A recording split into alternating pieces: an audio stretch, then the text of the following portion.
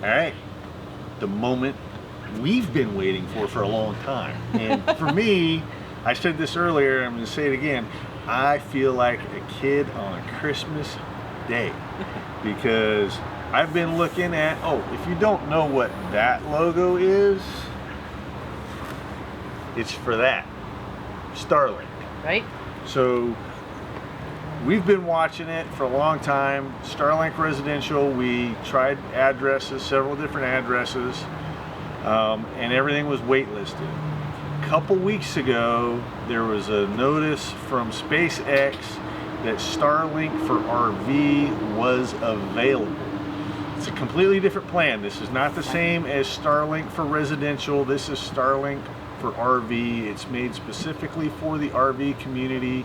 There are some setbacks, or I'll just say not necessarily setbacks, but there are some things you need to know about that's maybe a little bit different than Starlink residential, which everybody's been hearing about for a while now. As far as I know, we're the first ones to get our hands on it and do this video, so you're going to want to watch, and we'll go over some of the pros and cons. Now, we have not opened the box. I have cut the tape on the bottom. I made him wait. She did. But we only got it yesterday, so I didn't have to wait long. So yesterday was like Christmas Eve for me. So you'll have to wait. We'll cover all the goods and bads of what we think right off the bat, and some things that we thought about in advance to this and how we're going to deal with those. So stick around to the end where we go over that, and we're also going to be doing probably a 1-month review after we've had it and been using it for a month. So if you haven't subscribed yet or rang that little bell in order to be notified every time we put up new content, now is a great time to do that, so you can come back and watch next in a month or so when we do our review on this. You don't want to miss that. Don't want to miss that. And at the very end of this video, once we get it all set up, we're going to do a speed test and let you know what we're getting for speed. And just so you know, this is going to be a complete unboxing and setup video, so you'll see everything we do to set it up and get it going. Raw material here. Yes. So let's do it. Let's open this box. I'm ready. All right. All right. Oh, look, it's another box. It's another box. No. Actually, it's just like a paper insert that has the SpaceX logo on it. So simple and clean. That's nice. It is. And it is pretty neatly packaged. Looks like it might be secure. Now, having watched several of these videos already with regards to Starlink, I kind of know each of the components, so I know that this is the base.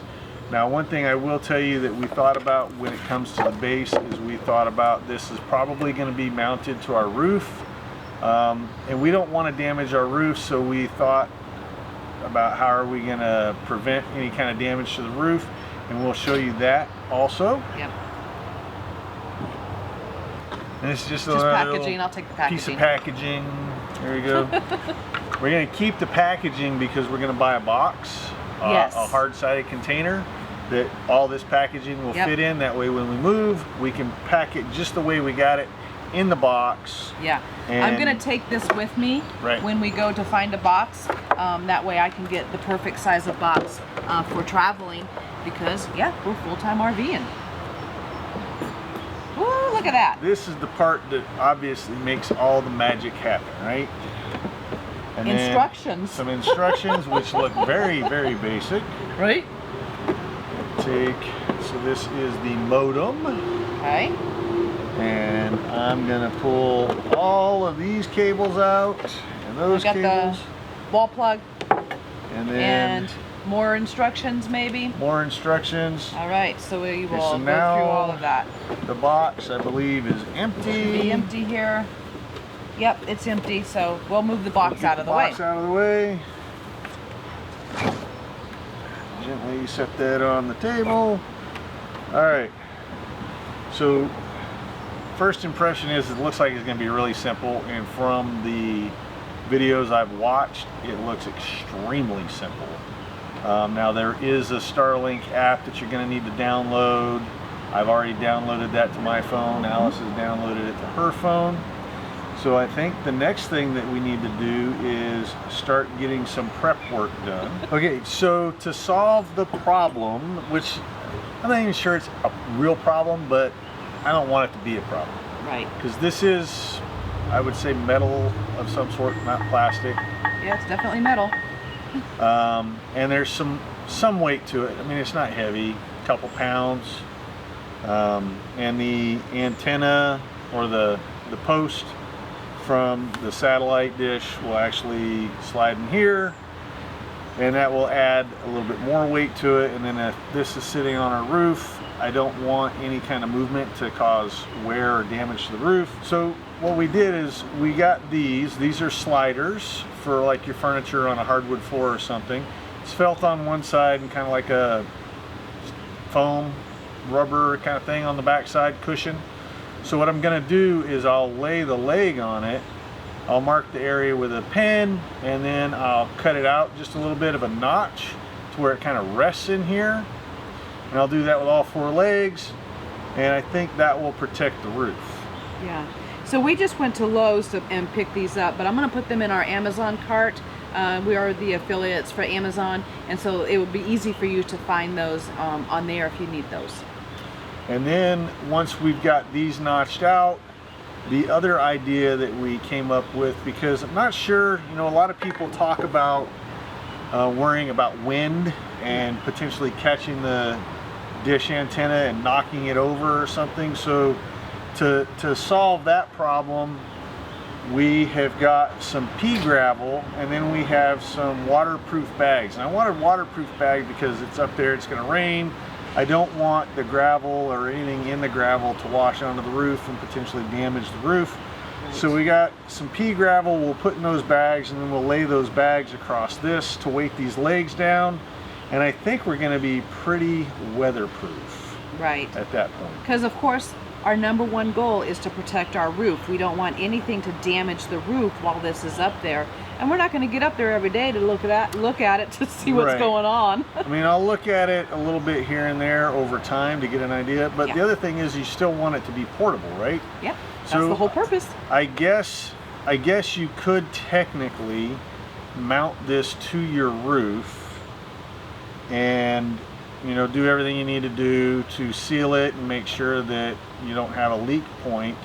But then my mind says, okay, well, I always have to make sure that wherever this is mounted has at least somewhat of a clear view to the sky, versus it being non-mounted and I can move it around to a clearing where I have the ability to actually get. So we're going to keep it not mounted at this point in time and play with it a little bit and see how it works. So now I got to start making our feet. So now I'm going to do my foot trick. I thought best to put a pad under each leg, mark each leg, and then start cutting rather than trying to do one at a time.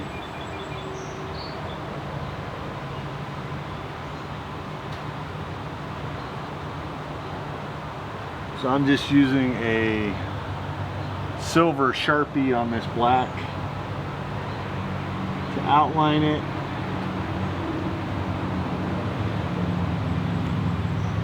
Tell me in the comments what you think about this idea, because I'm kind of curious. I don't even know how it's going to work out, but it seemed like a good idea.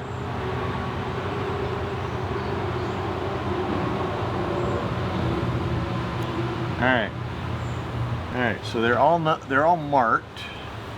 So we'll get that out of the way. Now I'm just going to use a standard, you know, box cutter to just kind of trim around and then dig some material out. And the only real reason for this is just to try and make sure that the base doesn't come off of these feet.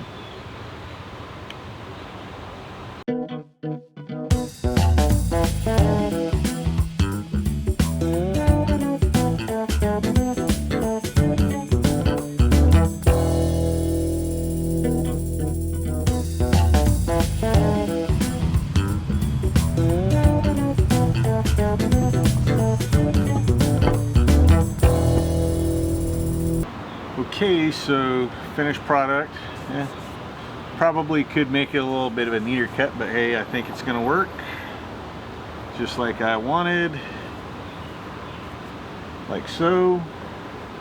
So now that we've got that set up and that's ready to go, now we're gonna work on our little sandbags that we kind of came up with to put some weight on this. Now, it's not necessarily got to go across all these legs like this. I think if we put a couple pounds worth of stuff on one leg here and then a couple on the opposite side, that should do enough.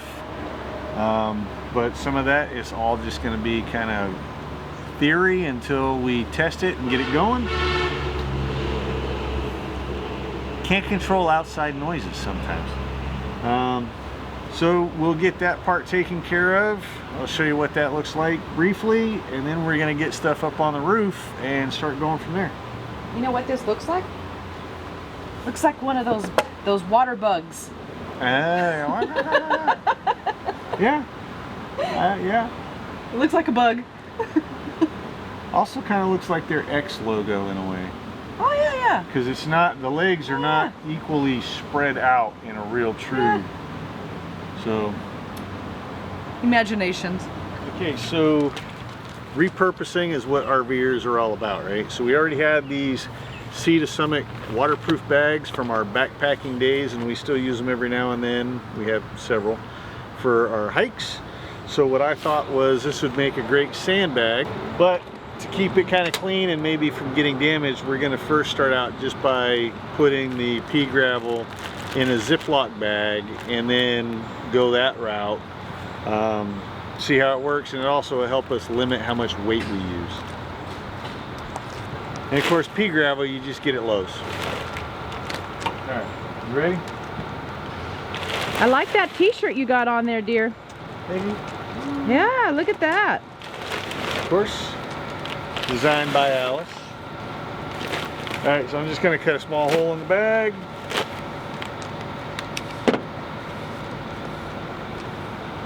Watch out behind you.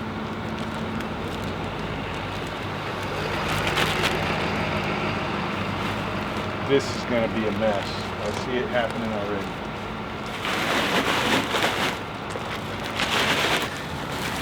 Alright, so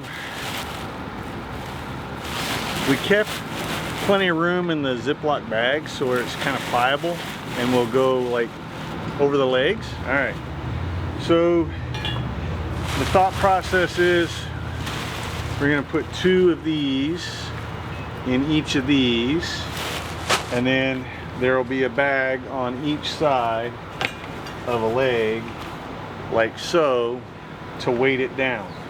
Now, rough guess, 3-5 pounds maybe per bag, so that'll be about 10 pounds on the legs, so we'll have about maybe a total of 20 pounds worth of weight holding this thing down.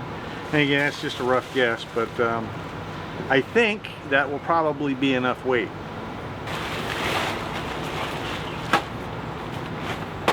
There's one.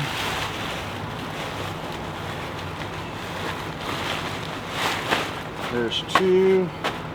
I'm going to try and keep as much air out of this as possible.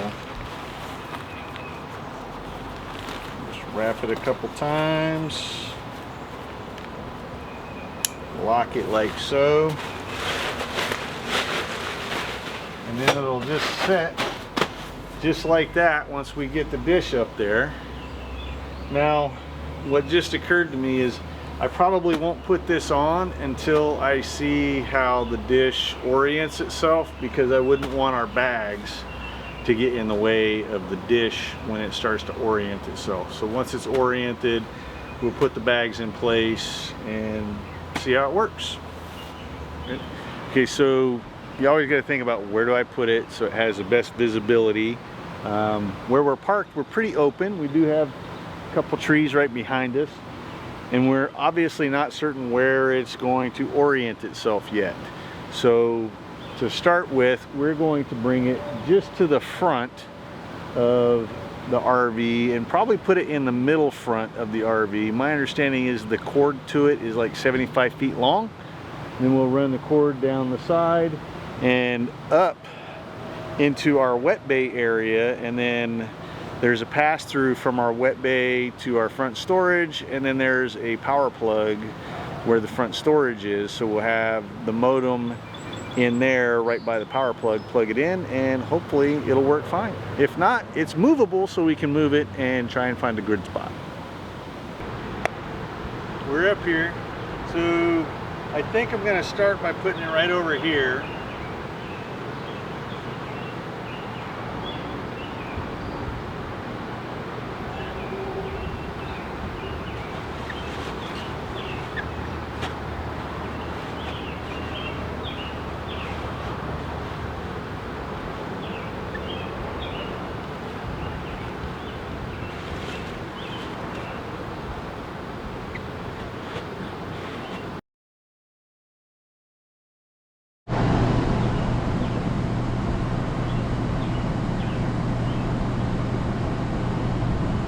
Bombs away. Well, that wound pretty good.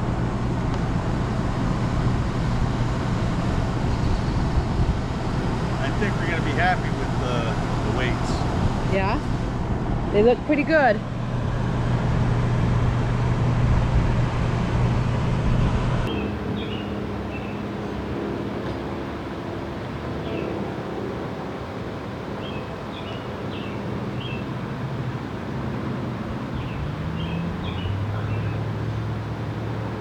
You looking for aliens, Gordon? Uh-huh. Okay, for those of you who may have watched our wintering and prepping for a winter in an RV video when we were in Texas, you know that between our door, our cargo door, and our wet bay, there is a little gap. So we're able to pass things like our cable TV cables, a water hose when we were winterizing and moving our stuff into the belly to keep it from freezing. But in this case, what I'm going to do is I am going to take my Starlink cable and I'm going to bring it up the same hole that my water hose and my cable TV stuff is coming up to get it in from outside.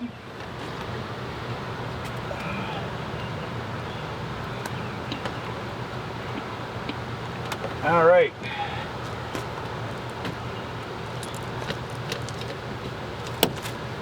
Alright, so I'm going to pull all of this cable through here because I know I'm not going to need all 75 feet, and then I'm going to be able to pass the cable around here and over that way to where the modem's going to be. Okay, so we got it coming down the side. Now I did have to take it under on the opposite side of the cargo door here, and then I taped it just to keep it from swinging into the doorway while the door is open or closed, so it doesn't accidentally get caught. And I've got all the cable through, which there's plenty of cable for me to go across. Now what I will do is, I don't know if the camera can see this, but come over.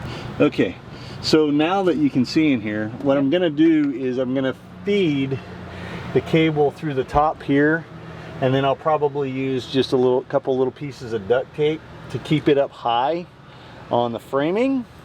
That way it's not in the way, because our modem is going to be on the opposite side on the ground, because right over there is also a place where we can plug in the modem. So we're going to go ahead and get that done, and then we'll be right back. Plug goes into this hole over here, and of course it goes a certain way, and like most plugs, there's a flat side and a round side. So that's in, and of course here's your power plug, so we get that in there also, locked in tight just like that. And now will be the exciting part, and that's actually plugging it in.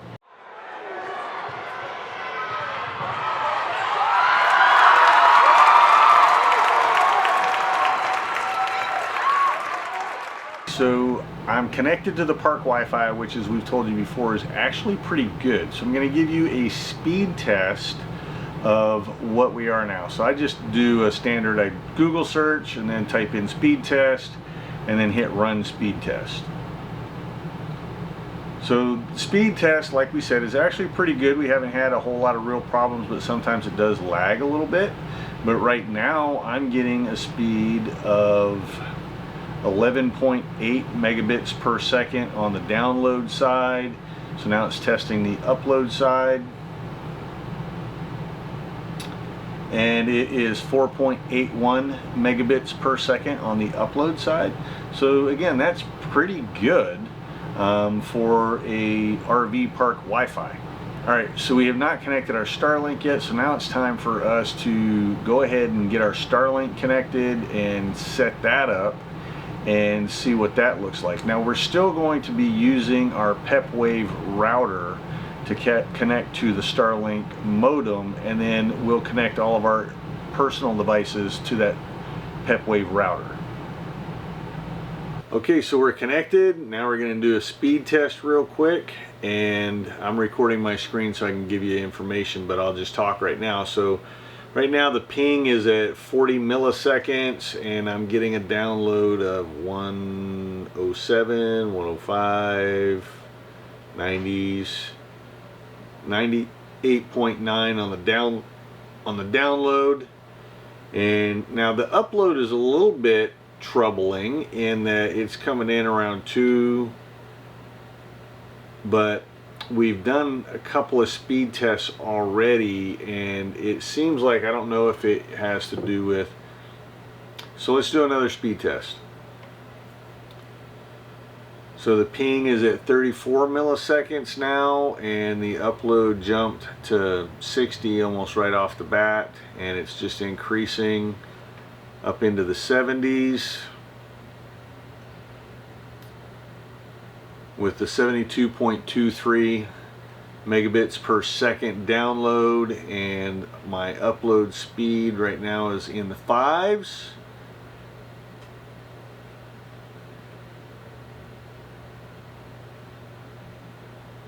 And it finished at a 4.4 upload speed.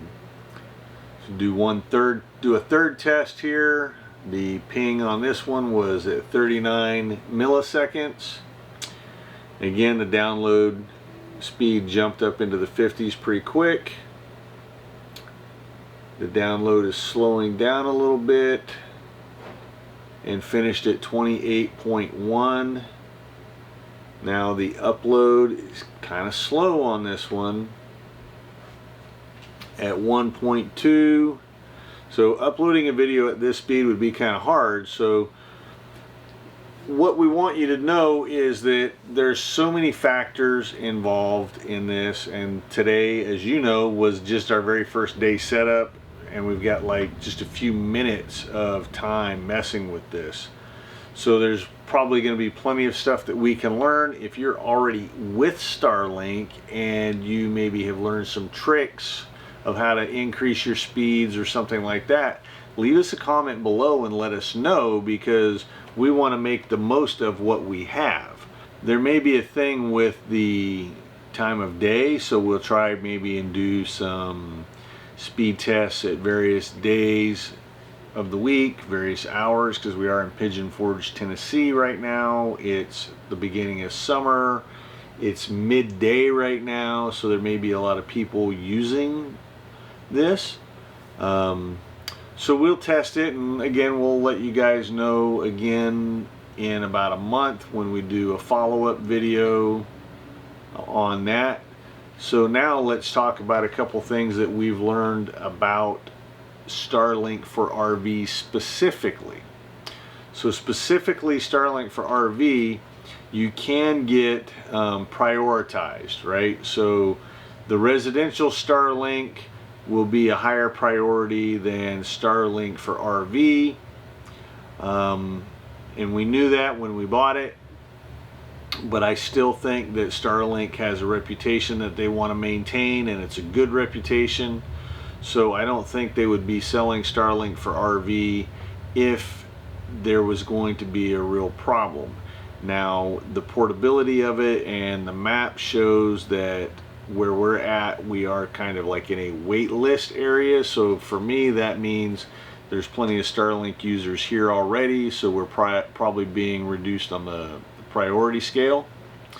So we may find that as the daytime users of Starlink traffic goes down a little bit, our evening might be better. So who knows, we might have great upload speeds in the evening for uploading videos.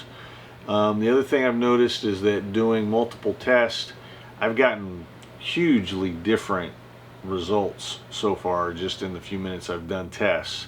Sometimes our upload speeds are in the teens and sometimes it's in single digits.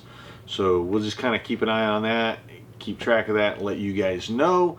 But I would recommend do it before it gets too late and you can't find it.